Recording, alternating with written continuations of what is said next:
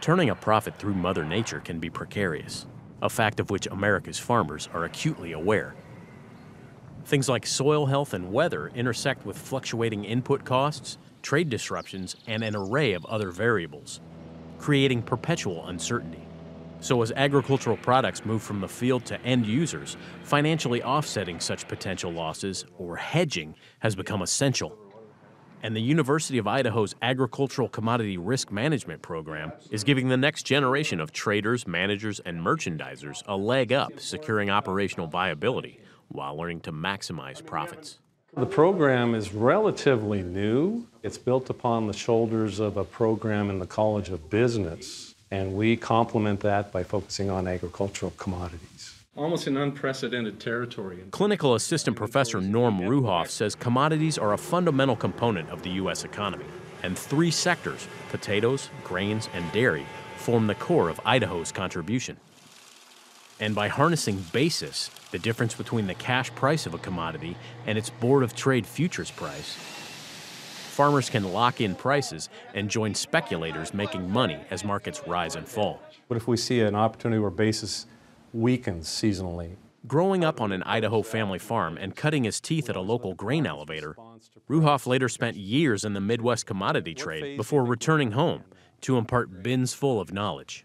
We were kind of trading a reversion back to the mean. Ruhoff's students get their feet wet with supply and demand analysis, form risk management strategies, and dive into real-world experience. We'd like to sell that 5,000 bushels cash grain at $5.68 to you. Students in our case have a chance to actually trade the actual commodity and take on the futures position to hedge that. So from an agribusiness perspective, it's about margin management, sustainability of the family farm. So what we try to do is teach them the concept of, if you own a bushel of wheat, what kind of risk do you encounter in the marketplace?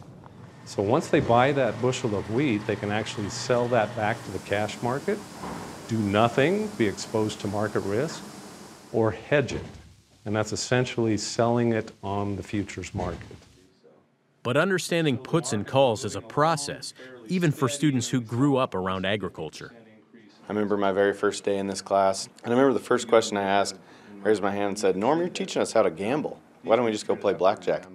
I was looking at candlesticks and the way that prices were moving and how you could go long and make money if the prices went up, or short and make money if the prices go down. Colt Stoll had zero knowledge of hedging practices before being immersed in Ruhoff's curriculum, just like Cole Likely, a fifth-generation cattle rancher from southern Idaho, now one of a handful of students who graduate having earned a Series 3 license with the National Futures Association, a self-regulatory organization designed to safeguard the U.S. derivatives industry.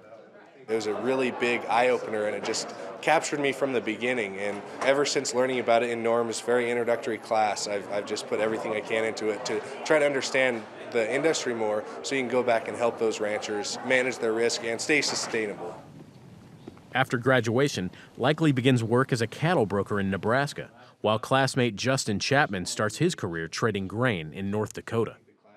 I'm tickled pink about, the commodity markets and all the different moving parts of being a merchandiser, and also being able to connect with farmers and, just kind of learning about their traditions. Chapman and Bailey Storms both came to the Commodity Risk Management program without a farming background, but have found intense personal and professional value from their education. I'm going in to be a credit officer trainee, and I am going to need to have a knowledge base of markets in order to most effectively help those customers. So that was something that was really important for me.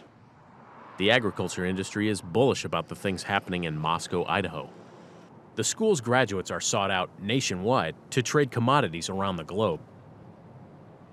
Earlier this year, the Idaho Wheat Commission, an industry advocate dedicated to education, research, and market development, announced a $2 million endowment to help the University of Idaho expand its program by establishing a chair of risk management. And boy, did I get a lesson. Commissioner Bill Flory, who graduated from the school decades before the risk management program came into being, runs a diverse operation in the northern part of the state. He's impressed by the caliber being cultivated at his alma mater today. Norm is just an outstanding prof. I mean, he's got the real-world experience. He's really well-grounded. He listens. He lets them run. It's just classroom is very dynamic, and that's very important. Yeah, appreciate it. I think you're definitely on the right track. That's what this program does, is interfaces very directly with industry and with producers, and provides great utility as far as an understanding of the complexities of markets and hedging and risk management. Similar approaches are scarce across America's academic landscape, and university staff beam with pride over what they've helped build. Really, I look back on my career, and this is an opportunity for me to really pay it forward.